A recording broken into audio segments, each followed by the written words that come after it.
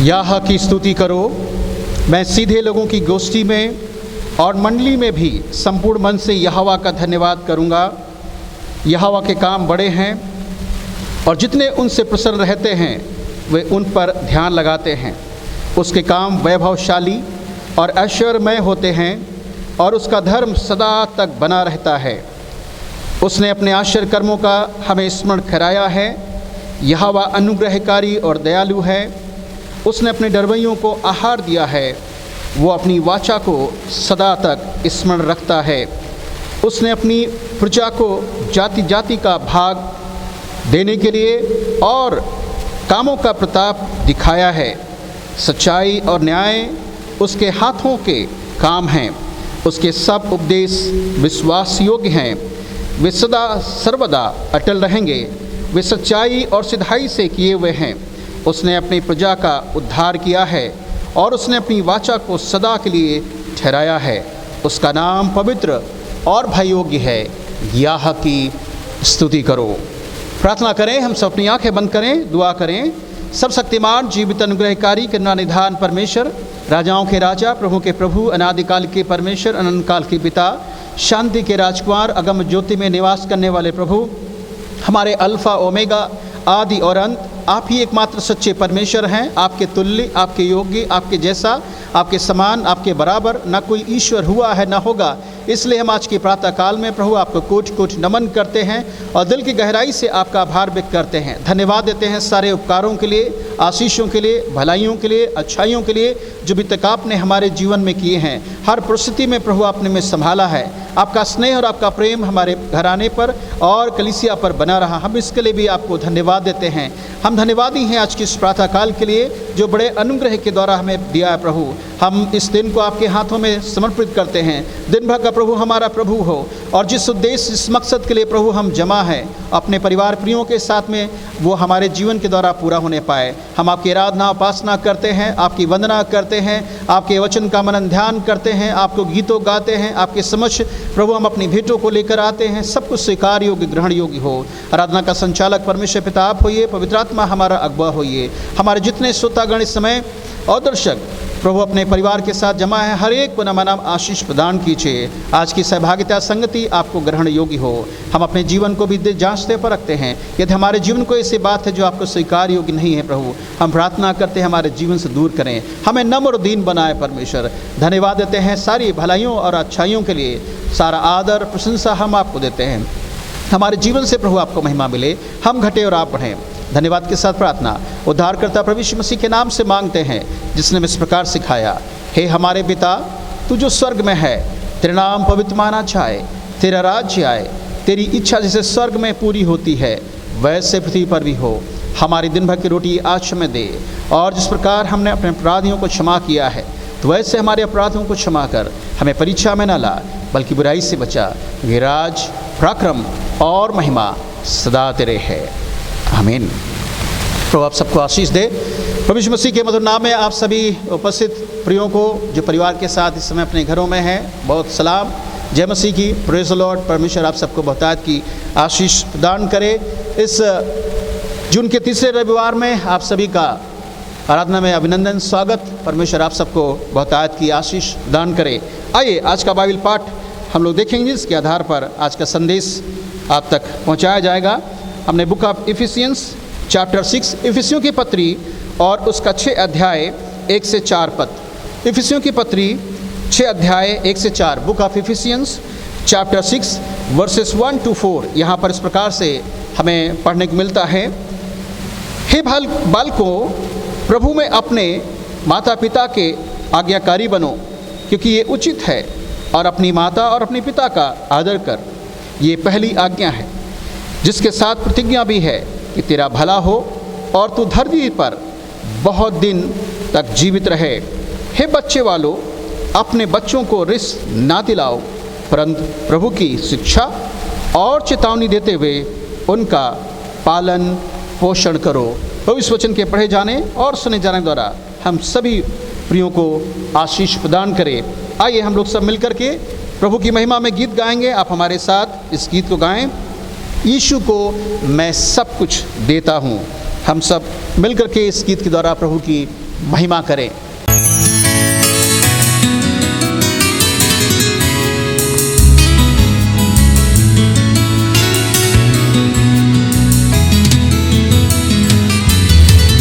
यीशु को मैं सब कुछ देता, सब कुछ अर्पण करता हूँ। प्रतिदिन संगति उसकी प्रेम विश्वास से करता हूँ। सब मैं देता हूँ, सब मैं देता हूँ। तेरे लिए प्यारे यीशु, सब मैं देता हूँ।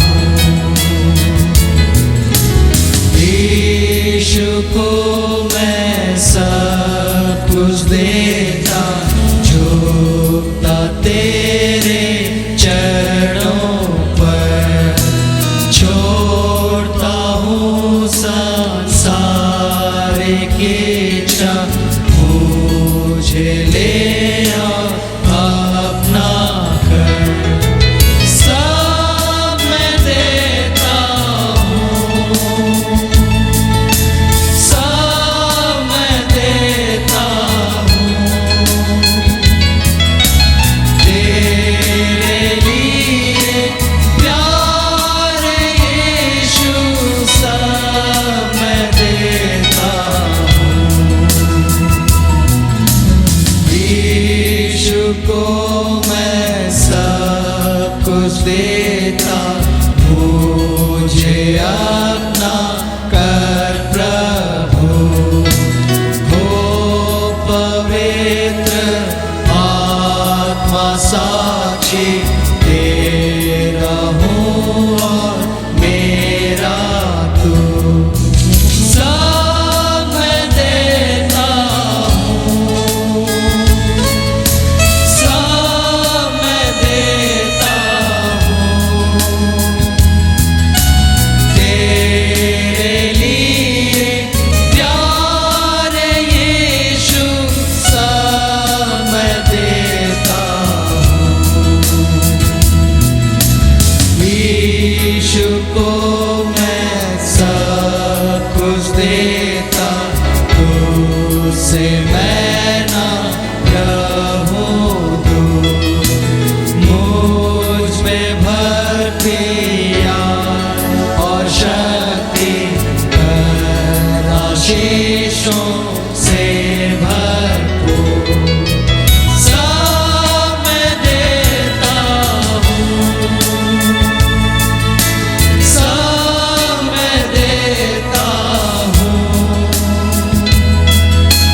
तेरे लिए प्यारे यीशु, सब मैं देता हूँ।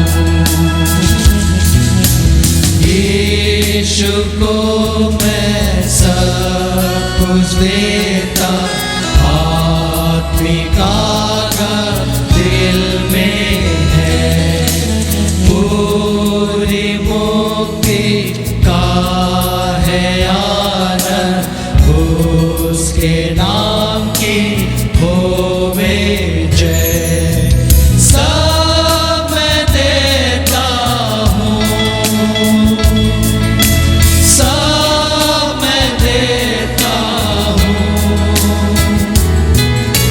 तेरे लिए प्यारे यीशु, सब मैं देता हूँ, सब मैं देता हूँ, सब मैं देता हूँ। तेरे लिए प्यारे यीशु, सब मैं देता हूँ। धन्यवाद। परमेश्वर हम सबको इस गीत के द्वारा आशीष प्रदान करे। आइए अपना मन और ध्यान हम प्रभु के वचन पर केंद्रित करें जो आपके साथ बाइबल पाठ पढ़ा गया है। इफिसियों 6 अध्याय और उसका 1 से 4 पद तक हम लोग आज मनन करेंगे।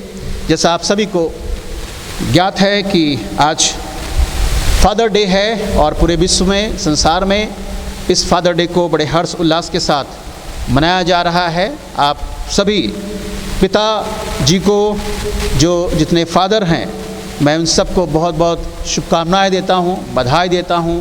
Happy father day. परमेश्वर आप सभी पिताजी या फादर जी को बहुतायत की आशीष प्रदान करे। God bless you. आइए हम इस पर मनन करेंगे। फादर के बारे में Bible, what does Bible says about fathers, पिता के बारे में बाइबल क्या बताती है। हम जब इफिसियों की पत्री पढ़ते हैं 6 अध्याय में, तो पौलुस इफिसियों के विश्वासियों को लिखता है वहाँ पर कि हे बच्चों, अपने पेरेंट्स का, जो माता पिता हैं, उनका हमें आदर करने की आवश्यकता है। और आप इस अध्याय को देखेंगे तो ये जो वचन पौलुस रसूल ने पुराने नियम की पुस्तक से बुक ऑफ निर्गमन 20 अध्याय 12 पद में अगर आप पढ़ेंगे तो ये वचन 10 आज्ञाओं में से एक आज्ञा है जो अपने पिता का हमें आदर और सम्मान करने की आवश्यकता है। वहाँ पर मूसा इस बात को लिखता है, उन आज्ञाओं में से 10 आज्ञाओं को एक महत्वपूर्ण आज्ञा है जो हमें अपने पेरेंट्स का आदर करना है, उनकी आज्ञा का पालन करना है। सो पौलुस कहता है बच्चों, अपने पिता का आज्ञाकारी बनो क्योंकि ये उचित है। और आगे लिखा अपने पिता का आदर कर। और ये यहाँ पर पौलुस कहता है ये पहली आज्ञा है जिसके साथ प्रतिज्ञा भी है कि तेरा भला हो और तू धरती पर बहुत दिन तक जीवित रहे। पौलुस बताना चाहता है हम जब अपने अभिभावकों का, अपने पेरेंट्स का हम आदर करते हैं, सम्मान करते हैं, रेस्पेक्ट करते हैं, उनको हम पहली प्राथमिकता देते हैं, सो कहता है कि तुम्हारा भला होगा और तुम संसार में जहाँ तुम रहते हो बहुत दिन तक रहने पाओ। बहुतायत की आशीष की बात पौलुस कहता है। आइए इस संदर्भ में हम ज़्यादा मनन करेंगे कि एक पिता का जो संबंध या एक पिता का जीवन बाइबल के आधार पर किस तरह से होना चाहिए, हम लोग मनन करेंगे इस विषय में कि एक पिता का जीवन किस तरह से होना चाहिए, एक पिता का लाइफ कैसा होना चाहिए बाइबल के आधार पर। सो हम इस संबंध में फादर डे पर 5 बातों को इस वचन से मनन करेंगे। पहली बात हम लोग देखेंगे एक पिता का संबंध परमेश्वर के साथ कैसा होना चाहिए। दूसरा, एक पिता का संबंध अपनी गृहिणी या अपनी पत्नी के साथ कैसा होना चाहिए। तीसरा, एक पिता का संबंध उसके बच्चों के साथ या परिवार के साथ कैसा होना चाहिए। चौथा, एक पिता का नमूना हम देखेंगे, एग्जाम्पल, बाइबल में जो पिता हैं उनका जीवन कैसा है। और पांचवी बात, बच्चों के लिए कि बच्चों का उत्तरदायित्व अपने पिता के प्रति कैसा होना चाहिए, उनकी जिम्मेदारी एक बाप के प्रति, एक फादर के प्रति, एक पिता के प्रति कैसी होना चाहिए। आइए हम लोग मनन करेंगे, देखेंगे। पहली बात जो मैंने आपके सामने रखा है, एक पिता का संबंध परमेश्वर के साथ किस तरह से होना चाहिए। हम परमेश्वर के वचन को मनन करते हैं तो हमें पढ़ने को मिलता है बुक ऑफ डिटरमी। आप अगर मेरे साथ निर्गमन की पुस्तक निकालेंगे और उसका 6 अध्याय, बुक ऑफ निर्गमन, please turn in Bible with me. निर्गमन की पुस्तक उसका 6 अध्याय आप मेरे साथ निकालें और हम पढ़ेंगे 5 पद से। यहाँ पर इस तरह से हमें पढ़ने को मिलता है, ध्यान से सुने। लिखा है, तू अपने परमेश्वर यहोवा से अपने सारे मन और सारे जीव और सारी शक्ति के साथ प्रेम रखना। परमेश्वर का दास जब मूसा लिख रहा है तो बताना चाहता है एक फादर का, एक पिता का, एक जो घर का जो मुखिया है उसका संबंध, उसका रिलेशन उस सृष्टिकर्ता के साथ, उस बनाने वाले के साथ, उस ब्रह्मांड के रचयिता के साथ कैसा होना चाहिए। और इसलिए मूसा इस बात पर यहाँ इस पद में जोर देता है, तू मतलब घर का जो हेड है, पिता, उसके लिए क्या था, तू अपने परमेश्वर यहोवा से नंबर 1 सारे मन की बात क्यों करता है कि बाइबल बताती है मन जो है सबसे ज़्यादा चंचल है और धोखा देने वाला है। और इसलिए परमेश्वर का दास यहाँ बताना चाहता है, जब हम परमेश्वर की आराधना करें तो हम पूरे मन से, दिल की गहराई से हम उसकी आराधना उपासना करें। पहली बात कहता है, जब हम परमेश्वर की आराधना उपासना करें तो सारे मन से, नंबर 1, नंबर पूरी जान से, नंबर 3 सारी शक्ति के साथ हम परमेश्वर से प्रेम करने वाले हो सकें। मूसा इस बात पर जोर देता है कि पिता का संबंध परमेश्वर के साथ कैसा होना चाहिए। और छठे पद में अगर आप आएंगे तो देखेंगे लिखा है, और ये आज्ञाएं जो मैं आज तुझे सुनाता हूँ वे तेरे मन में बने रहेंगे। ध्यान दीजिए, जो आज्ञाएं मूसा यहाँ बताना चाह रहा है वे एक पिता के जीवन में, उसके हृदय में वास करने पाए, निवास करने पाए, वे उसमें बनी रहें, उसमें ठहरी रहें जब तक संसार में हम हैं। दास, परमेश्वर का दास जो है मूसा बताना चाहता है एक पिता का संबंध परमेश्वर के साथ किस तरह से होना चाहिए कि वो अपने सारे मन, सारे प्राण और सारी शक्ति के साथ परमेश्वर की सेवा, आराधना, उपासना करे और उससे प्रेम करे। दूसरी बात हम लोग देखेंगे जो परमेश्वर के वचन से हमें पढ़ने को मिलता है, भजन संहिता की पुस्तक, भजन संहिता बुक ऑफ साम्स 128। एक पिता का जीवन और कैसा होना चाहिए परमेश्वर के प्रति।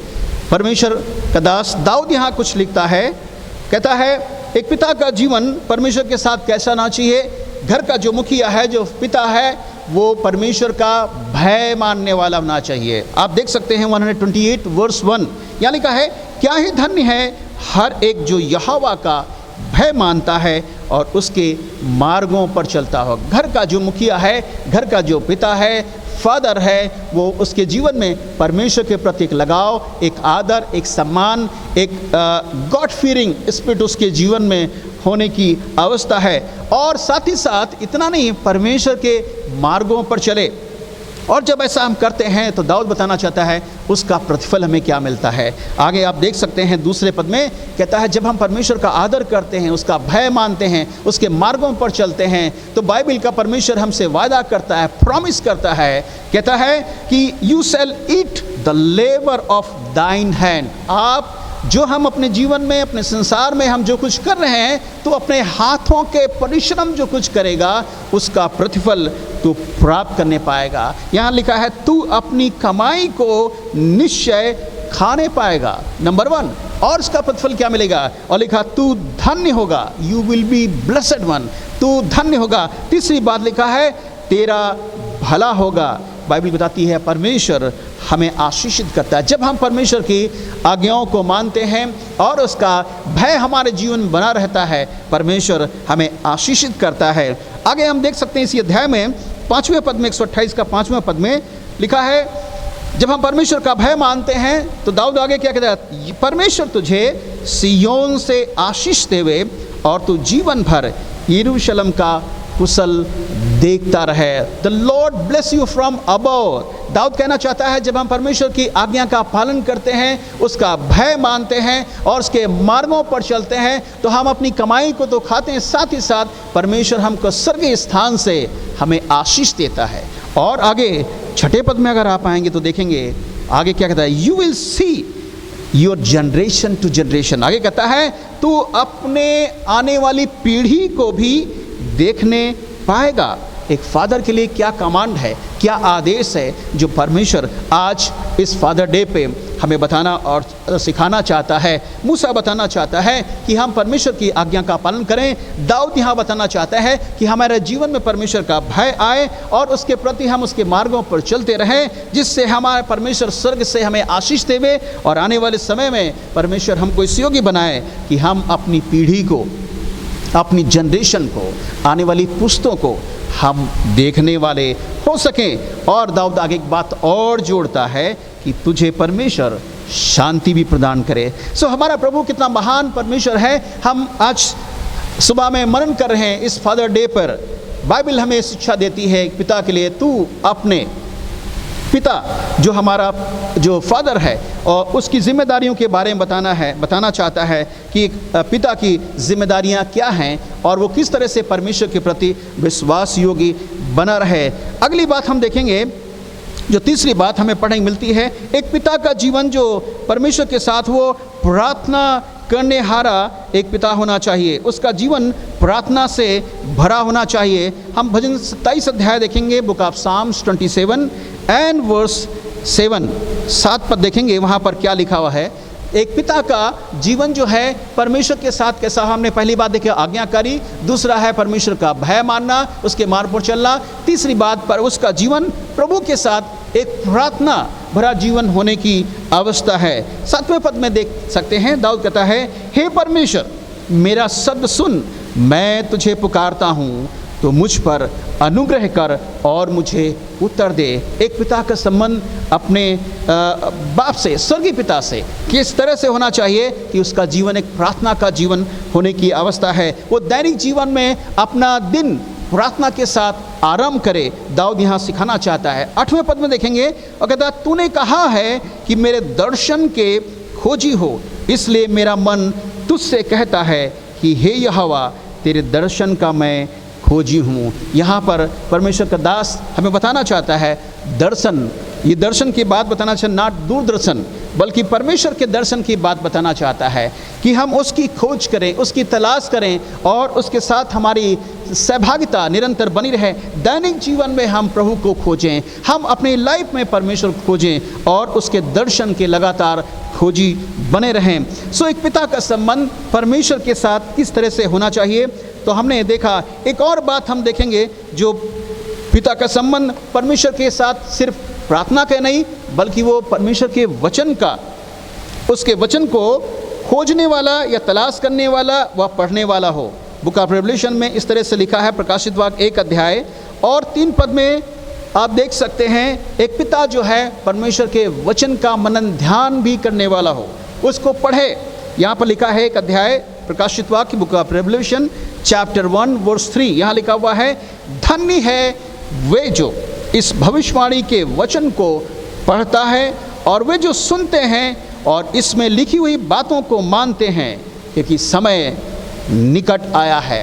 परमेश्वर का दास यहाँ पर बताना चाहता है, यूहन्ना कहना चाहता है कि मुबारक हैं वे लोग जो परमेश्वर के वचन को पढ़ते हैं दैनिक जीवन में और उस पर मनन करते हैं, उनकी बातों, उसमें लिखी हुई बातों को मानते हैं। लिसन केयरफुली, पढ़ना और उनके वचनों को मानना, क्योंकि याकूब अपनी पुस्तक में लिखता है, बुक ऑफ जेम्स में अगर आप पढ़ेंगे, वहाँ लिखा वचन को सिर्फ पढ़ने या सुनने वाले नहीं, बल्कि उसके अनुसार जीवन को व्यतीत करने वाले, जीवन को निर्वाह करने वाले, उसके अनुसार चलने वाले बनो। सो परमेश्वर के वचन को सिर्फ ना पढ़ना, बल्कि उसको अपने जीवन में लागू करना और उसके अनुसार अपने जीवन को निर्वाह करना।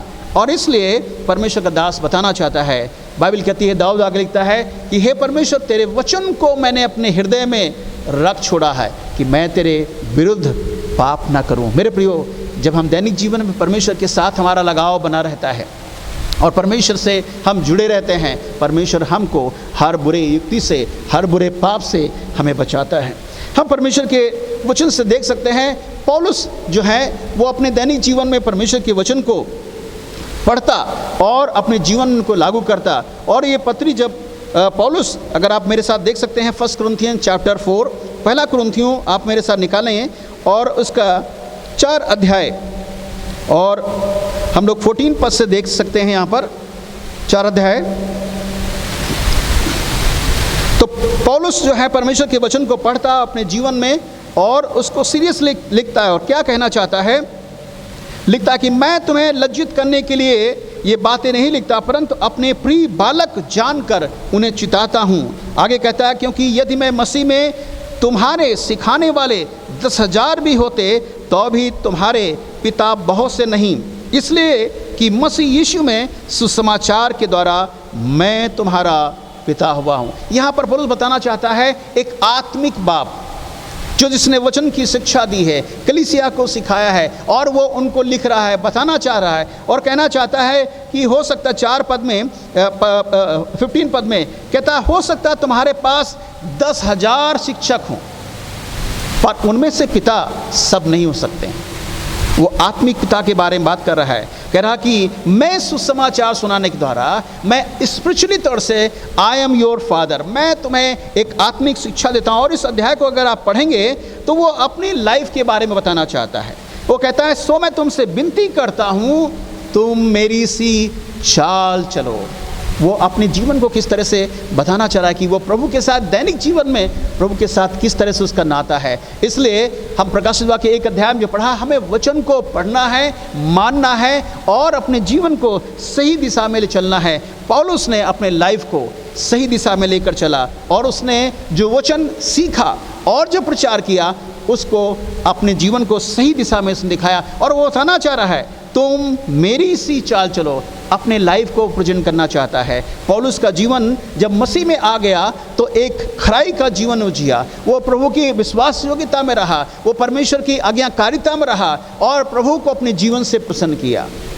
इसलिए मेरे प्रियो, आज की सुबह में परमेश्वर का वचन बताना चाहता है हम पिता को, हम जितने पिता हैं या फादर हैं, उनका जीवन परमेश्वर के साथ कैसा होना चाहिए? आज्ञाकारी होना चाहिए, प्रभु का भय मानना चाहिए और प्रार्थना करने वाला होना चाहिए और परमेश्वर के वचन का पढ़ने वाला हो और उसके अनुसार अपने जीवन को निर्वाह करने वाला हो। और जब हम ऐसा करते हैं, परमेश्वर हमसे वादा करता है, प्रतिज्ञा करता है, द लॉर्ड ब्लेस यू। परमेश्वर हमें कहता है आई विल ब्लेस यू, मैं तुम्हें आशीष दूंगा। और वो आशीष हमें स्वर्ग से मिल, कहता है दाऊद कहता है यहोवा तुम्हें सिय्योन से आशीष देवे और तुम अपनी आने वाली पीढ़ी को, जनरेशन को देखने पाओ। क्या प्रश्न उठता है पिता, क्या हम एक ऐसे पिता बनेंगे जो हम दैनिक जीवन में अपना संबंध परमेश्वर के साथ हम मजबूत बनाएंगे? आइए दूसरी बात देखेंगे, एक पिता का संबंध अपनी पत्नी से, घरवाली जिसके साथ ब्याह होता है, पत्नी जिसका नाम है अर्धांगिनी। What does Bible say about wife and husband? पति पत्नी का संबंध किस तरह से होना चाहिए? और इसलिए पिता का संबंध जो है आज के इस फादर पे अपने पत्नी के साथ किस तरह से होना चाहिए? इफिसियों की पत्री अगर आप मेरे साथ पढ़ेंगे, book of Ephesian chapter 5 and verse 25, आप मेरे साथ देख सकते हैं कि पौलुस जब लिखता है विश्वासियों को तो क्या कहना चाहता है। इफिसियंस चैप्टर 5, आइए हम लोग देख लेंगे इस पद को, 5 अध्याय और उसका 25 पद में यहाँ लिखा है, हे पतियों अपनी अपनी पत्नी से प्रेम रखो। लिसन केयरफुली, पौलुस जब इफिसियों के विश्वासियों को लिखता है तो ऐसा लगता है कि पौलुस इफिसियों के जो पति हैं, मीन्स जो फादर हैं, उनका अपनी पत्नी के साथ संबंध अच्छा नहीं, और इसलिए यहाँ पर ही वांट टू एम्फसाइज, वो जोर देना चाहता है कि एक पति जो एक पिता के रूप में परिवार में पाया जाता है, उसका संबंध उसकी पत्नी के साथ कैसा है। यहाँ कहता है हे पतियों, ट्वाइस ही रिपीटेड लिखा है, हस्बैंड लव योर वाइफ्स। हे, हिंदी में लिखा है पतियों अपनी पत्नी से मोहब्बत रखो। पौलुस यहाँ जोर देता है, कहता है हम अपनी जो परमेश्वर ने जो अर्धांगिनी हमारे साथ जोड़ी है, जिसके साथ हमने वो वचनबद्ध किया है, जो हमने विवाह के समय प्रभु की वेदी के सामने वायदा बांधा है और प्रतिज्ञा भरे वचन लिए हैं कि हम दुख में, सुख में, बीमारी में और गरीबी में, निर्धनता में, धन में, इन सब में मैं तुम्हारे साथ रहूँगा और विश्वासी रहूँगा। और आगे लिखा है जब तक मौत हमें जुदा ना करे तब तक हम वफादार रहेंगे, तब तक हम विश्वास योग्य बने रहेंगे। पर मेरे प्रियो, कई बार हमारे जीवन में ये प्रतिज्ञाएं, वो जब हमने वाचा, जो हमने बांधी है वेदी के सामने, हम उसे भूल जाते हैं। समय बीतता है, हम किस तरह से अपनी पत्नी के साथ व्यवहार करते हैं। आज बहुत सारे पति जो हैं अपनी पत्नियों को किस तरह से उसके साथ ट्रीट करते हैं, बुरा व्यवहार करते हैं, मारपीट करते हैं और उसको गलत दृष्टि से देखते हैं। पर परमेश्वर का वचन कहता है love your wife, husband you should love your wife. पति अपनी पत्नी से मोहब्बत रखो, क्योंकि परमेश्वर ने तुम्हें जोड़ा है, परमेश्वर ने तुम्हें बांधा है, परमेश्वर ने तुम्हें एक किया है, और इसलिए हम दोनों परमेश्वर के उस जीवन के भागीदार हैं। पतरस अपनी पत्री में लिखता है, क्या लिखता है मेरे साथ देख सकते हैं, आइए देख लेंगे हम लोग। 1 पीटर चैप्टर 3, पहला पतरस और उसका 3 अध्याय 7 पद में हम देखेंगे क्या लिखा हुआ है। पतियों के बारे में कहता है, वहाँ कहता है हे पतियों अपनी पत्नी से मोहब्बत रखो, प्रेम रखो। और यहाँ पर जब हम पहला पतरस 3 अध्याय 1 पीटर चैप्टर 3 वर्स 7 में आता लिखा है, वैसे ही हे पतियों तुम भी बुद्धिमानी से पत्नियों के साथ जीवन निर्वाह करो। बहुत महत्वपूर्ण बात, हस्बैंड एज ए फादर, एक पिता जो है एक पति के रूप में पत्नी के साथ कैसे संबंध होना चाहिए कि हमें अपनी अर्धांगिनी के साथ जो जिसको परमेश्वर ने जोड़ा है, हम बुद्धिमानी के साथ उसके साथ जीवन निर्वाह करें, आप बुद्धिमानी के साथ नहीं।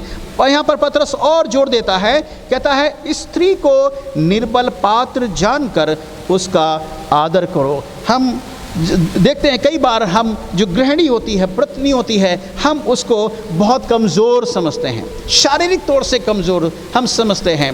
पर मेरे प्रियो, जब परमेश्वर हमें जोड़ता है पत्नी के रूप में, तो हम दोनों को इक्विवेलेंट बराबर की भागीदारी देता है। और इसलिए आप अदन की वाटिका में देखेंगे परमेश्वर ने आदम के लिए जब हव्वा का चुनाव किया, तो उसका चुनाव किया तो उसने ना उस हड्डी को जो निकाला, उसने सर से नहीं, पैर से नहीं, बल्कि middle part of our body, हमारे वो शरीर का एक ऐसा अंग जो हमारे बहुत नज़दीकी में रहता है, लिखा है वो रिप, वो पसली जो हमारे हृदय के नज़दीक रहती है, वहाँ से उसने उस हड्डी को निकाला और परमेश्वर ने उस स्त्री बनाया और जोड़ा। उसका मतलब है कि वो हमारे करीब रहे, नज़दीक रहे, हमारा आधा अंग, इसलिए अर्धांगिनी भी जोड़ा है। और आगे लिखा है उसे निर्बल पात्र जानकर उसका आदर करो। और ये समझकर आगे लिखा कि हम दोनों जीवन के वरदान के वारिस हैं, जिससे तुम्हारी प्रार्थनाएं ना रुक जाएं। मेरे प्रियो,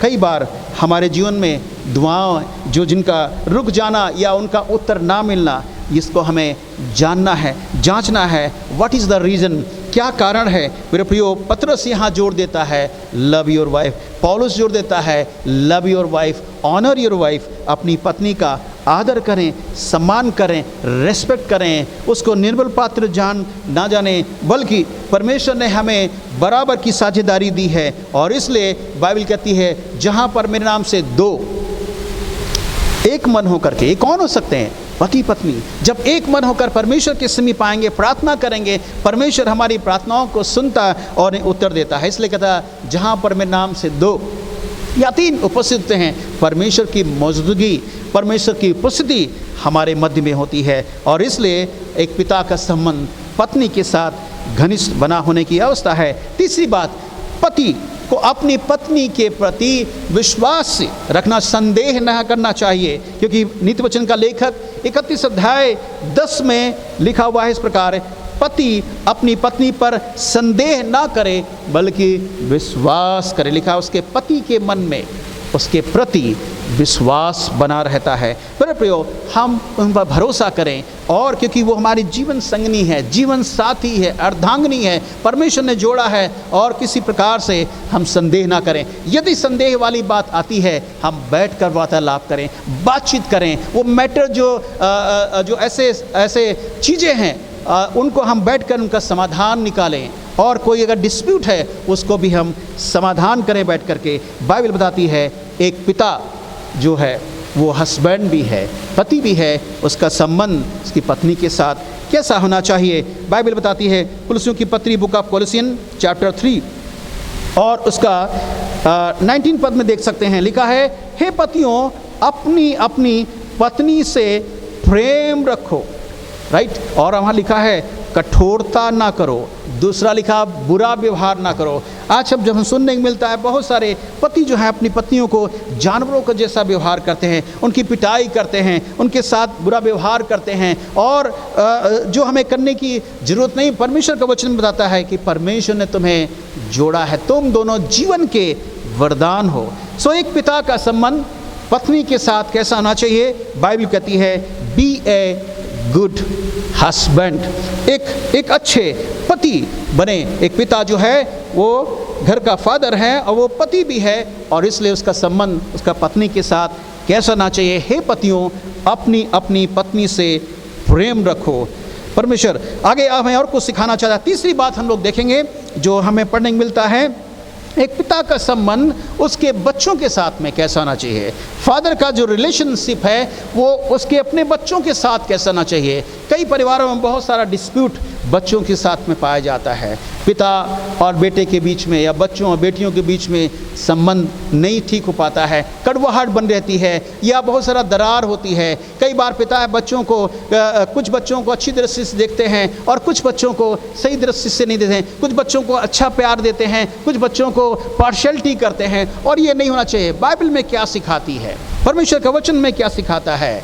लव योर चिल्ड्रन। हम अपने बच्चों से भी स्नेह रखें, हम अपने बच्चों से भी प्रेम रखें। परमेश्वर का वचन हमें क्या बताना चाहता है? आइए हम लोग इफिसियों की पत्री देखेंगे, जहाँ पर हमने आपके सामने पढ़ा 6 अध्याय बुक ऑफ इफिसियंस और 4 पद से लिखा है, बच्चे वालों अपने बच्चों को रिस ना दिलाओ, परंतु प्रभु की शिक्षा और चेतावनी देते हुए उनका पालन पोषण करो। Do not provoke your children. कई बार हम बच्चों के साथ में इतना बुरा व्यवहार कर देते हैं, इतनी हम यातना और ताड़ना दे देते हैं, छोटी सी गलती के कारण हम इतना उनको यातना ताड़ना देते हैं जिससे उनके जीवन में नफरत या कड़वाहट या उनके जीवन में क्रोध या गुस्सा उनके जीवन में बना रहता है। मेरे प्रियो, फादर एज ए फादर, हम how to treat our children, हम अपने बच्चों के साथ में कैसे व्यवहार करें। यदि बच्चा कोई कुछ गलती करता है तो पहले बच्चे के साथ में बैठना है, उनको उनकी गलती का आभास कराना है और उसके अनुसार उनको वार्न भी करना है, चेतावनी भी देना है, और अगर सज़ा देना है तो इतनी सज़ा दें जितना वो बियर कर सकें, सह सकें। इतना भी नहीं कि वो सज़ा उनके लिए भारी हो जाए। तो हम जब ऐसा करते हैं, बच्चों के जीवन में एक नफरत कड़वाहट आती है। तो बच्चों को गलती का आभास दिलाएं और उनको वार्न करें और उनके साथ में एक फ्रेंडशिप, एक दोस्ती जैसा रिश्ता रखें। दोस्त के नाते अगर उनको सजा भी दे रहे हैं, उसके बाद उनसे स्नेह करें, प्रेम करें, उनसे मोहब्बत करें और उनको बताएं, उनके सर पे हाथ रखें, कंधे पर हाथ रखें कि बेटा या बेटी आप दोबारा मत करना। हमें सिखाना है। और इसलिए पौलुस लिखता है, अपने बच्चे वालों, एक पिता के लिए कि अपने बच्चों को रिस ना दिलाओ, परंतु आगे लिखा है बहुत महत्वपूर्ण बात, प्रभु की शिक्षा में और उनको चेतावनी देते हुए उनका पालन पोषण कराया। हमें परमेश्वर के वचन में, उसके ज्ञान में और मसीही गुणों में हमें परमेश्वर की अगुवाई में उनको रोपित और विकसित करना है, उनको आगे बढ़ाना है, उनको आगे मसीह शिक्षा बढ़ा देते हुए उनको आगे शिक्षा देना है। उनका पालन पोषण करो। मेरे प्रियो, एक पिता का संबंध बच्चों के साथ कैसा होना चाहिए, परमेश्वर का वचन हमें बताना चाहता है। व्यवसाय की पुस्तक अगर आप मेरे साथ निकालेंगे, बुक ऑफ डिटरमी और उसका 6 अध्याय, तो वहाँ पर और एक बात हम देख सकते हैं, एक पिता का संबंध बच्चे के साथ में क्या होना चाहिए। हम उनके साथ एक दोस्त जैसा व्यवहार करें, उनको एक फ्रेंड्स जैसा व्यवहार करें और उनको वचन में, मसीही गुणों में, उनकी शिक्षाओं में आगे हमें बढ़ाने की आवश्यकता है। बुक ऑफ डिटरमी चैप्टर 6 वर्स 7 में लिखा है, और तू इन्हें अपने बाल बच्चों को समझाकर सिखाना है। राइट, आगे लिखा है हमें अपने बच्चों को समझाना है, उनको सिखाना भी है। और क्या शिक्षा देना, लिखा घर में बैठे, मार्ग पर चलते, लेटते, उठते, बैठते इनकी चर्चा किया करना। परमेश्वर के वचन की हमें शिक्षा देने की अवस्था है और उनको बताना है कि ये आज्ञाएं तुझ में बनी रहें। मेरे प्रियो, हमें ये बात बताना है बच्चों को एक पिता होने के नाते कि परमेश्वर के ज्ञान में, पहचान में बढ़ते रहें, परमेश्वर का ज्ञान उनमें पाया जाए और परमेश्वर के वचन उनके जीवन में बसे रहें। परमेश्वर का वचन कहता है बच्चे को शिक्षा उसी मार्ग की दें जिस पर उसे चलना चाहिए। कई बार हम और आप जब भूखे होते हैं और हमको भोजन हमारी इच्छा के अनुसार जब मिले तो अच्छा लगता है, और अगर हमें उस भोजन हमारी इच्छा के अनुसार नहीं मिलता है तो हम उसे ग्रहण नहीं करते हैं, हमें पसंद नहीं होता है। हम मसीह सिद्धांतों को, मसीह शिक्षाओं को जिस तरह से उनको देना चाहिए वैसे हमें देना चाहिए। एक जो बालक होता है वो जब नर्सरी में जाता है, उसको नर्सरी की पाठशाला में उसकी शिक्षा दी जाती है और जब वो आगे बढ़ता है उसके अनुसार उसका स्टैंडर्ड बढ़ता रहता है और उस प्रकार उसको टीचिंग भी दी जाती है। वैसे हमें और आपको भी अपने बच्चों को वो शिक्षा देना है जो वो हजम कर सकें, जो वो पालन कर सकें, जो उसका वो अपने जीवन में सीरियस ले सकें, उसके अनुसार वो जीवन निर्वाह करें। और इसलिए बाइबल बताती है बच्चे को शिक्षा उसी मार्ग की दें जिस पर उन्हें चलना चाहिए और वे बुढ़ापे तक उसमें बने रहें। नीति वचन की पुस्तक अगर आप मेरे साथ निकालेंगे, बुक ऑफ प्रोवर्ब्स और उसका 22 चैप्टर, नीति वचन और उसका 22 अध्याय और उसका 6 पद देखेंगे क्या लिखा हुआ है यहाँ पर। बुक ऑफ प्रोवर्ब्स 22 वर्स 6 यहाँ लिखा है, लड़के को शिक्षा उसी मार्ग की दें जिसमें उसको चलना चाहिए और वो बुढ़ापे में भी उससे ना हटेगा। जैसा मैंने आपके साथ बताया, सो हम एक ऐसी शिक्षा बच्चों को दें जो वो उसका पालन कर सकें और जीवन भर उसका पालन करते रहें, इवन बुढ़ापे तक उस शिक्षा के प्रति विश्वास योगी बने रहें। हम परमेश्वर के वचन से देख सकते हैं उत्पत्ति की पुस्तक में और 27 अध्याय में, वहाँ पर भी हमें एक उदाहरण मिलता है। और पहला राजा और 3 अध्याय 3 पद में हम देख सकते हैं सुलेमान जो था वो किस तरह से अपने बच्चों को शिक्षा देता है या शिक्षा का पालन करता है।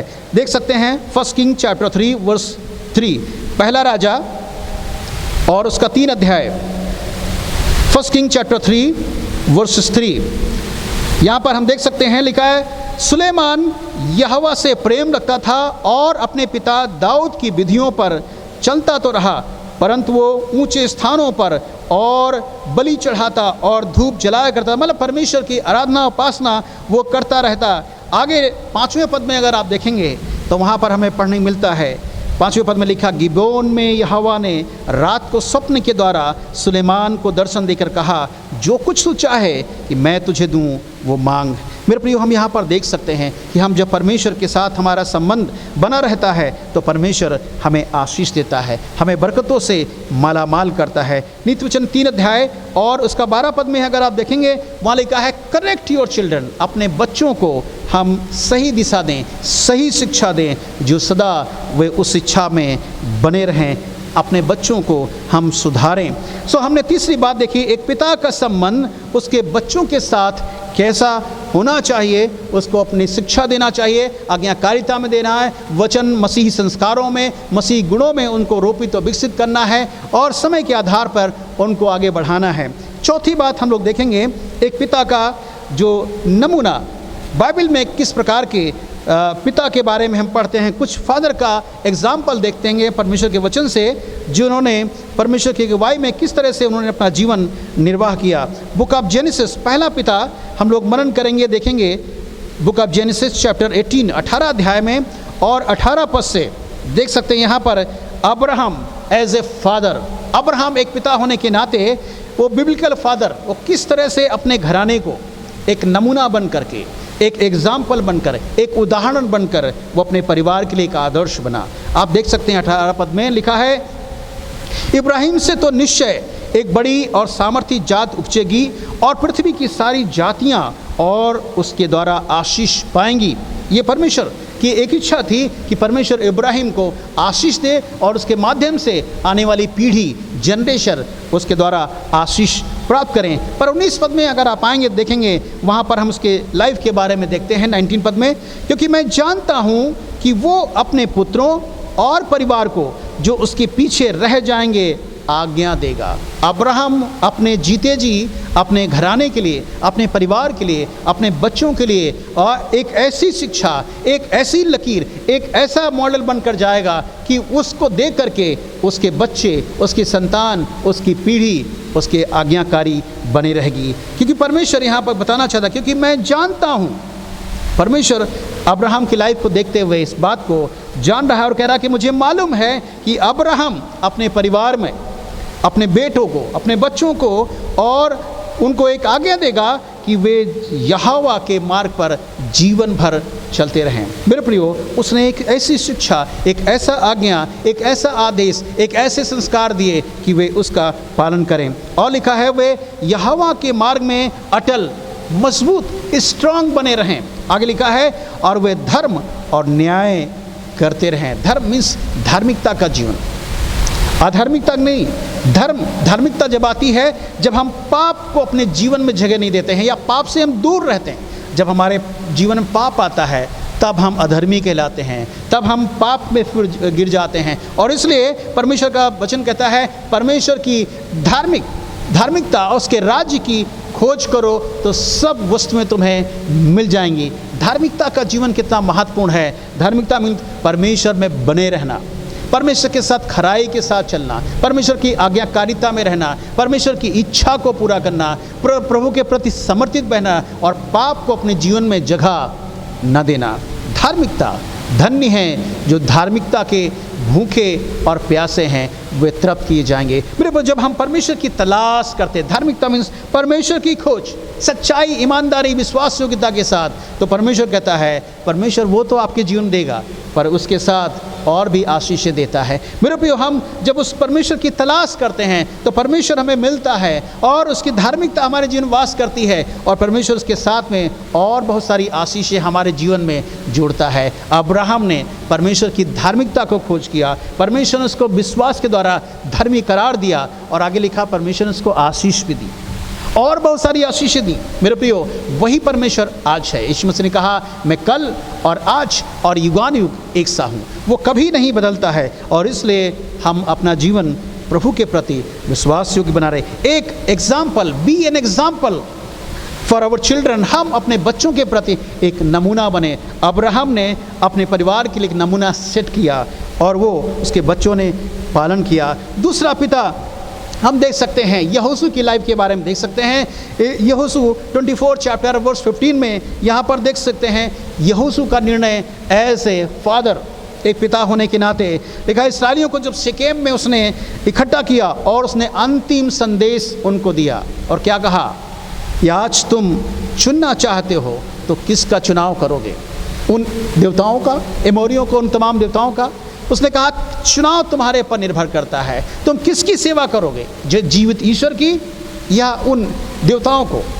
तो उस वहाँ पर अपना निर्णय लेता है और अपना डिसीजन के सामने रखता है, पर कहता मैं और मेरा घराना, लिसन केयरफुली, मैं और मेरा घराना will serve the Lord entire life. लिखा है वो अपने पूरे जीवन भर जब तक संसार में वो जिंदा रहेगा, till the end of this age, अपने जीवन के अंतिम क्षणों में, अंतिम घड़ी में भी वो परमेश्वर की सेवा करता रहेगा। और वो कहता है कि मेरा ये निर्णय है, एक घर का पिता होने के नाते मैं अपने जीवित परमेश्वर की जब तक संसार में रहूँगा, बना रहूँगा, अपने परिवार के साथ उसकी सेवा करता रहूँगा। प्रश्न हमारे सामने उठता है, क्या एक पिता होने के नाते हम ऐसा निर्णय यहोशू के साथ करेंगे? एक पिता होने के नाते क्या हम निर्णय अब्राहम की नाई करेंगे कि अपने पीछे हम एक ऐसा नमूना छोड़कर जाएंगे, एक ऐसा उदाहरण प्रस्तुत करेंगे, एक ऐसा एग्जाम्पल छोड़कर जाएंगे कि हमारी पीढ़ी, हमारी जनरेशन वो नक्शे कदम पर चल सके, एक नमूना बन सके, उसके अनुसार जीवन जी सके, मसीह के गुणों और उसके संस्कारों में हम बढ़ते जाएं। और बाइबल बताती है, पौलुस जब लिखता है कुलुसियों को, लिखा है तुम अपने भीतरी मनुष्यत्व में सामर्थ पाकर बलवंत होते जाओ। हम एक ऐसी शिक्षा दें हमारे बच्चे आत्मिक तौर से वह मजबूत बने, स्ट्रांग बने और परमेश्वर में वह निरंतर बने रहें। तीसरा उदाहरण हम दाऊद के बारे में देख सकते हैं। दाऊद अपनी पुस्तक में लिखता है, बुक ऑफ साम्स, हम देख सकते हैं कि वो भी एक नमूना उदाहरण बना अपने परिवार के लिए। बुक ऑफ साम्स चैप्टर 34 और वो 11 पद देखेंगे। 34 अध्याय का 11 पद में जो दाऊद लिखता है, दाऊद कहता है, हे लड़कों आओ मेरी सुनो, मैं तुमको यहोवा का भय मानना सिखाऊंगा। दाऊद जो है अपने बच्चों को अपने जीते जी शिक्षा देना चाहता है कि come and listen me, I will teach you fear of the Lord. आओ मेरे पास आओ, मैं तुमको परमेश्वर का भय मानना सिखाऊंगा। और इसलिए दाऊद कई जगहों पर he is talking about the fear of the Lord, वो परमेश्वर के भय के बारे में बात करते हैं। जैसा हमने आपके सामने 128 भजन में देखा पढ़ा, और उसमें हम देखते हैं कि जब परमेश्वर का भय हम मानते हैं, कितनी आशीषें हमारे जीवन में आती हैं। यहाँ अपने बच्चों को एक नमूना बन करके वो सिखाता है कि मेरी सुनो, मैं तुमको संसार का भय नहीं बल्कि परमेश्वर का भय तुम्हें सिखाऊंगा। और जब परमेश्वर का भय हमारे जीवन में आएगा, हम बहुतायत की आशीष को पाएंगे। और इस भय को सुलेमान ने अपने जीवन में बहुत सीरियस लिया। जब वो अपने बाप की लकीर पर चलता रहा सुलेमान, और लिखा परमेश्वर ने उसे दर्शन दिया और परमेश्वर सुलेमान से कहा, सुलेमान तू क्या चाहता है कि मैं तुझे दूं। और आपको मालूम है दाऊद ने जो आदेश आज्ञाएं दी थी, सुलेमान ने धन संपत्ति शोहरत नहीं मांगी, दुश्मनों का नाश नहीं मांगा, पर उसने परमेश्वर से बुद्धि विवेक ज्ञान मांगा। And the lord pleased with Solomon, लिखा है परमेश्वर सोलोमन से प्रसन्न हुआ। और लिखा he added some more blessing along with wisdom, लिखा है परमेश्वर उसकी इस बात से खुश हुआ, प्रसन्न हुआ, आनंदित हुआ, और परमेश्वर ने उसे ज्ञान बुद्धि से तो परिपूर्ण किया, पर लिखा है परमेश्वर ने उसे धन संपत्ति से भी, एसेट से भी उसे आशीषित किया, उसको नवाजा। मेरे प्रियो, हमारा परमेश्वर वही है। वो अब्राहम का परमेश्वर, वो इसहाक का परमेश्वर, वो याकूब का परमेश्वर, वो दाऊद का परमेश्वर, वो सुलेमान का परमेश्वर, वो हमारा और आपका भी परमेश्वर है। He never ever change. उसने अपने वचन में कह दिया, वो युगान युग सा परमेश्वर है, वो अनादिकाल का परमेश्वर और अनंत काल का परमेश्वर है। मेरे प्रियो, हम उस परमेश्वर पर भरोसा रखें। इसलिए बाइबल में कहती है ट्रस्ट अपॉन द लॉर्ड। हम सदैव एक पिता होने के नाते परमेश्वर पर संदेह ना करें बल्कि भरोसा रखें। चौथा उदाहरण हम देख सकते हैं, पौलुस जो है एक पिता होने के नाते किस तरह से अपना जीवन निर्वाह करता है, और कलीसियाओं को एक आत्मिक पिता होने के नाते संदेश भी देता है, शिक्षा देता है, और कहता है तुम मेरी सी चाल चलो। उसका चरित्र, उसका जीवन, परमेश्वर के what ever he preach he practice in his life. जो कुछ उसने प्रचार किया उसने अपने जीवन में उपयोग किया, और इसलिए वो तिमोथी को लिखता है, मैंने एक अच्छी कुश्ती लड़ ली है, मैंने विश्वास की रखवाली कर ली है, और भविष्य में मेरे लिए एक मुकुट रखा है। So he set an example before the congregation. मेरे प्रियो, परिवार प्रियों के साथ, कलीसियाओं के सामने वे आत्मिक बच्चे उसके थे, और इसलिए उनको लिखता है। मेरे प्रियो, वही परमेश्वर आज भी है। हमारा संबंध कैसा है? हमारा संबंध क्या परमेश्वर के साथ में है? अच्छा। हमारा संबंध अपनी पत्नी के साथ में अच्छा है? हमारा संबंध क्या बच्चों के साथ में अच्छा है? हमारा क्या हम एक अच्छे, एक नमूना, एक उदाहरण, एक एग्जाम्पल बाइबल के आधार पर बनेंगे, जैसे दाऊद, सुलेमान, यहोशू और पौलुस ये एक उदाहरण बने। अगली आखिरी बात, जो पांचवी बात है, मैं बताकर विराम दे दूँगा, और हम इस अध्याय में देख सकते हैं पांचवी बात जो हमें बुक ऑफ प्रोवर्ब्स, बच्चों का उत्तरदायित्व अपने पिता के प्रति कैसा होना चाहिए। जो बच्चे अपने बाप को किस तरह से ट्रीट करना चाहिए। कई बार बच्चे भी अपने पिता को बहुत ज़्यादा मिसबिहेव, बुरा बर्ताव, बुरा व्यवहार कर देते हैं जब वे बुढ़ापे की ओर अग्रसर होते हैं। मेरे प्रियो, इस वचन के द्वारा हम तमाम बच्चों को शिक्षा देना चाहते हैं कि जो चाहे बेटा हो चाहे बेटी हो, यदि आपके पिता बुजुर्ग हैं, आप उनका आदर करें, रेस्पेक्ट करें, उनका सम्मान करें और उनका ख्याल करें, और समय पर उनकी खैर मकदम करें। 23 अध्याय नीति वचन का देखेंगे, book of Proverbs chapter 23 and verse 22। So यहाँ पर इस प्रकार लिखा हुआ है, अपने जन्माने वाले की सुनना। अंग्रेजी का ट्रांसलेशन अगर आप पढ़ेंगे तो लिखा है हियर दाई फादर, अपने पिता की सुनना। Children should listen your father what he says। बुढ़ापे में जब माता पिता हो जाते हैं या फादर हो जाते हैं तो हम उनकी नहीं सुनते हैं, उनको हम कई जगह कैद कर देते हैं, हम कहीं लावारिस उन्हें छोड़ देते हैं, अनाथ आश्रम में छोड़ते हैं, ओल्ड एज में छोड़ जाते हैं, ऐसी जगह हम छोड़ जाते हैं। और कई बार बच्चे अपने पिता के साथ बुरा व्यवहार करते हैं। जो मसीही बच्चे हैं, मैं उनसे इस वचन के द्वारा उन्हें उत्साहित एनकरेज करना चाहूँगा, love your parents, love your father, love your mother. अपने पिता, लिखा है जन्माने वाले की सुनना, and honour your parents, honour your father, अपने पिता की और उनका आदर करना, सम्मान करना। और लिखा जब वे बूढ़े हो जाए, आगे लिखता है सुलेमान, तब भी उन्हें तुच्छ ना जानना। Some time when our parents become old, then we start neglecting them, then we start not listening their voice. हम उस समय उनकी नहीं सुनना पसंद करें, उनकी निगलेक्ट करते हैं, उनको हम तुच्छ जानते हैं, उनको तिरस्कार करते हैं। बाइबल का परमेश्वर हमसे वादा करता है, yes we honour our father, हम अपने पिता का आदर करेंगे, सम्मान करेंगे। तो परमेश्वर कहता है तू उस जगह पर, उस देश में जहाँ परमेश्वर तुझे ले जा रहा है, उस देश में बहुत दिन तक रहे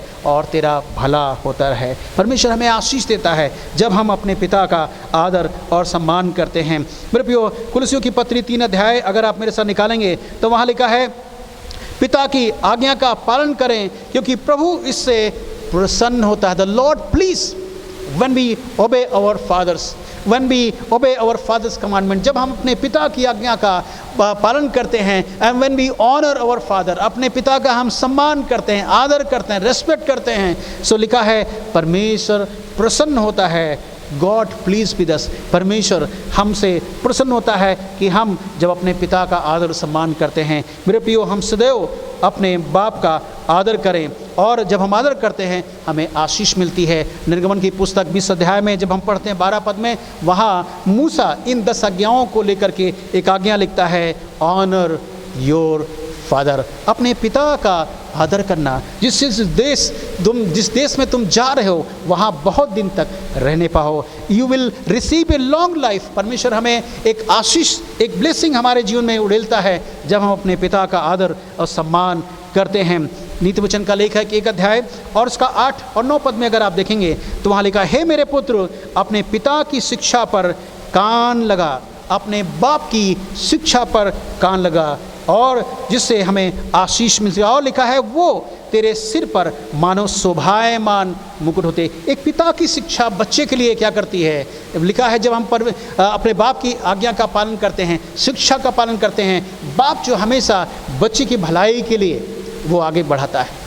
बाप कभी भी बच्चों के प्रति दुश्मन नहीं हो सकता है और इसलिए जो बच्चे बाप की शिक्षा को मानते हैं, यहाँ पर सुलेमान लिखता है वे तेरे सिर पर क्राउन मतलब शोभायमान मुकुट लेकर आएंगे। कब? When you receive success, जब आप सफलता की सीढ़ी पर चढ़ेंगे, जब आप ऊंचाइयों की सीढ़ी पर जाएंगे। वो कौन है? वो बाप ही पहला टीचर होता है, वो बाप ही एक शिक्षक होता है। फादर की जो आप डिफिनेशन अगर वर्ड वाइज पे देखेंगे शब्दों अल्फ़ाबेटिकली तो आप देख सकते हैं 6 लेटर हैं फादर का। फादर जो है एफ मीन्स फीट, वो प्रबंधक है, एक घर का जो प्रबंध करने वाला, वो सारी चीज़ों को आयोजन करता है घर के अंदर। नंबर 2 ए आता है, ए मीन्स एडवाइस, सलाहकार। एक फादर जो है एक घर का सलाहकार भी होता है जो बच्चों को, घर के लोगों को वो सलाह देता है। इसलिए पौलुस कहता है उस सलाह को अगर मानेंगे वो तुम्हें सफलता देगी और तुम्हारे सर पर वो क्राउन, वो मुकुट बंधेगा।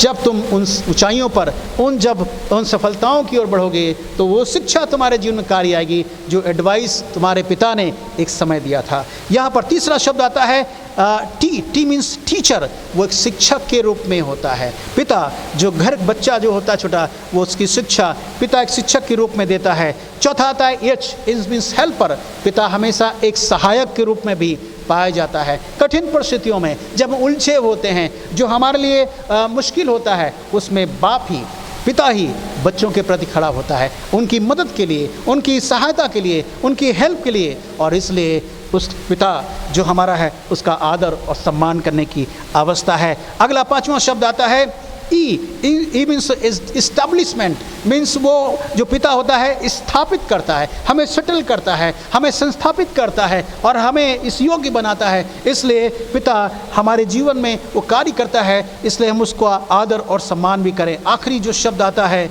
आर मीन्स रिप्रू मीन्स ताड़ना भी देना।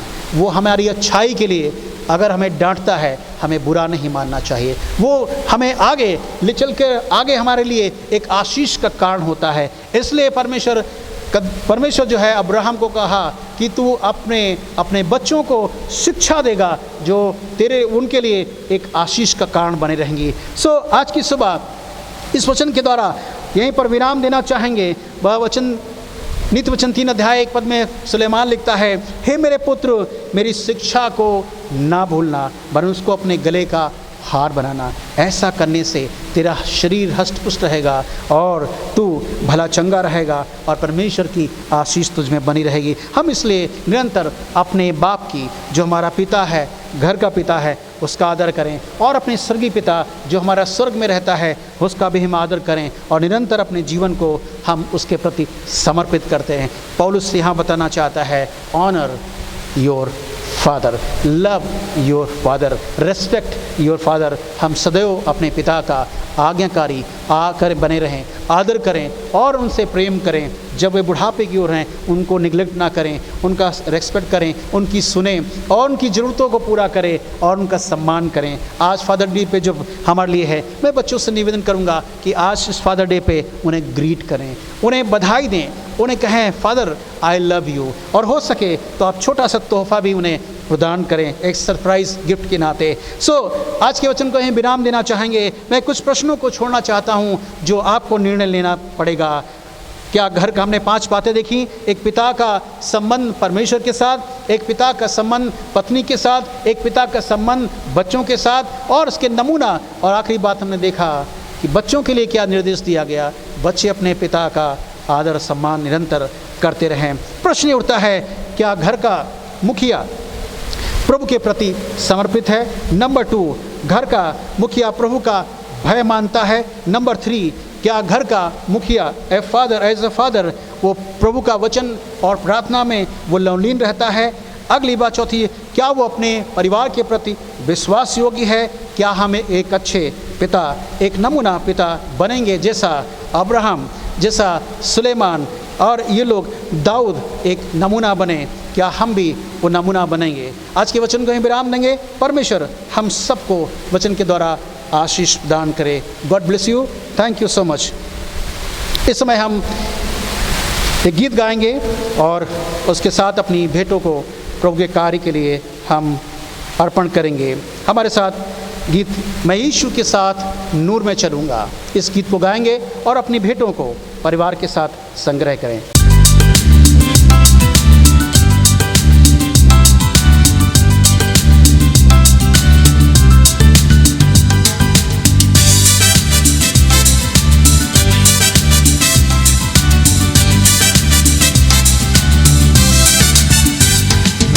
यीशु के साथ नूर में चलूँगा, दिन और रात उसके पीछे मैं चलूँगा, पीछे चलूँगा पता पाऊँगा, यीशु मेरा मुझे मज़लूम।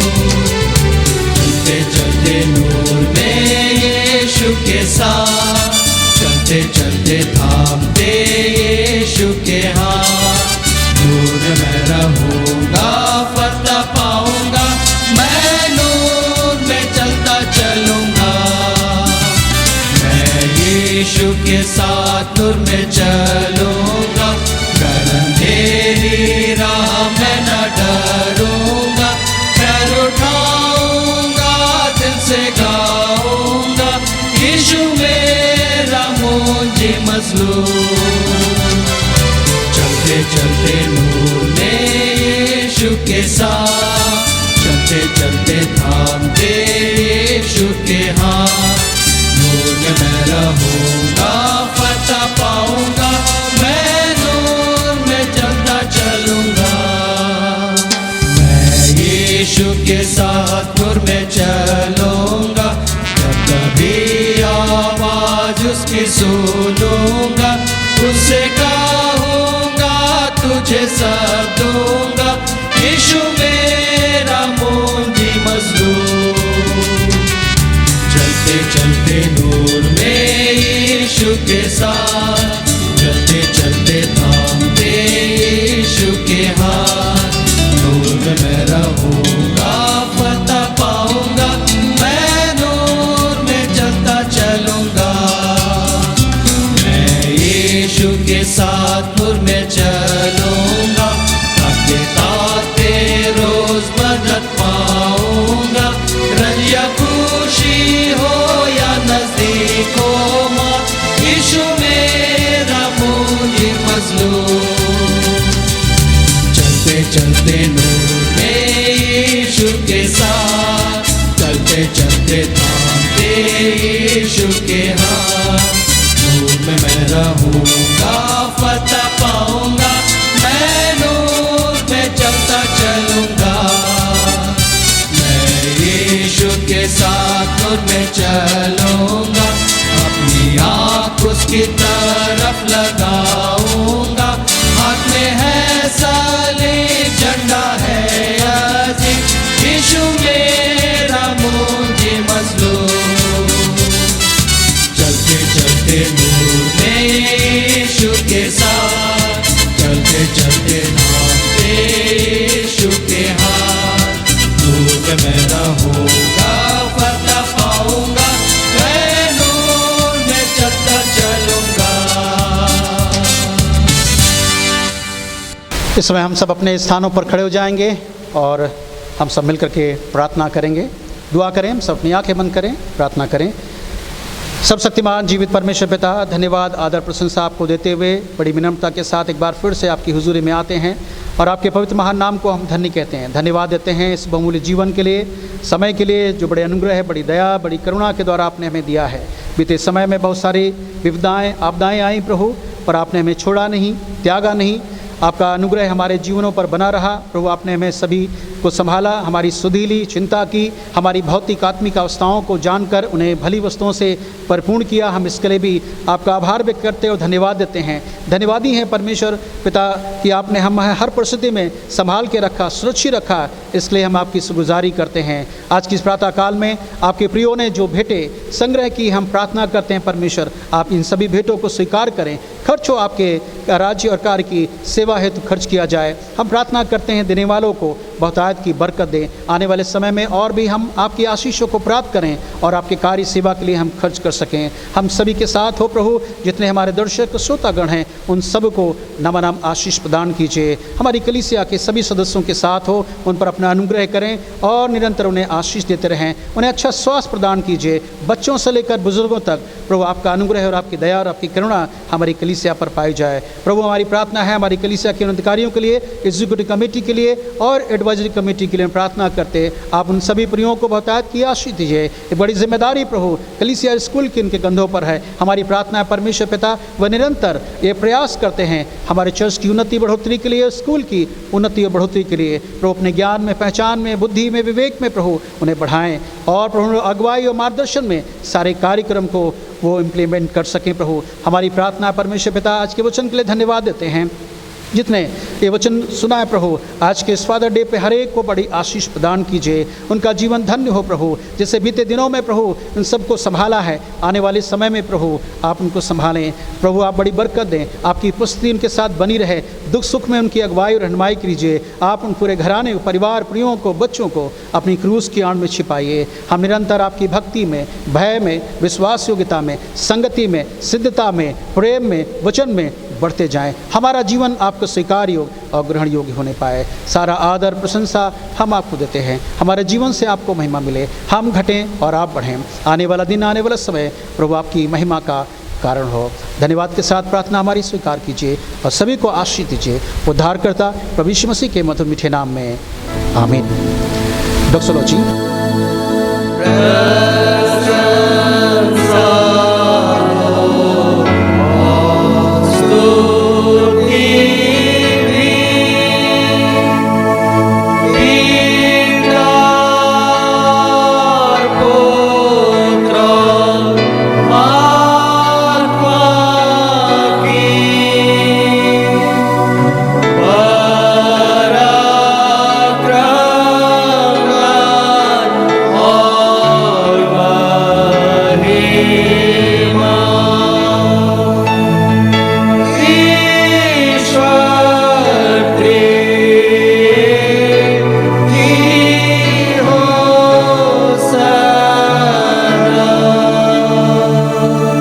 यीशु मसीह का अनुग्रह है, पिता परमेश्वर का प्रेम, पवित्र आत्मा की सहभागिता, संगति और शांति प्रभु यीशु मसीह के दूसरे आगमन तक हम सभी विश्वासियों के साथ, कलीसियाओं के साथ यीशु के दूसरे आगमन तक युगान युगान तक होती रहे।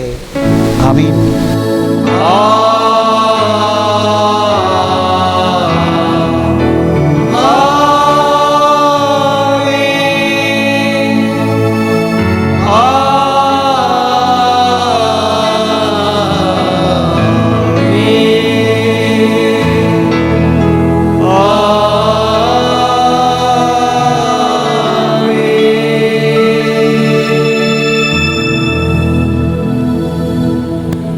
बहुत धन्यवाद, थैंक यू। परमेश्वर आप सबको आशीष दे।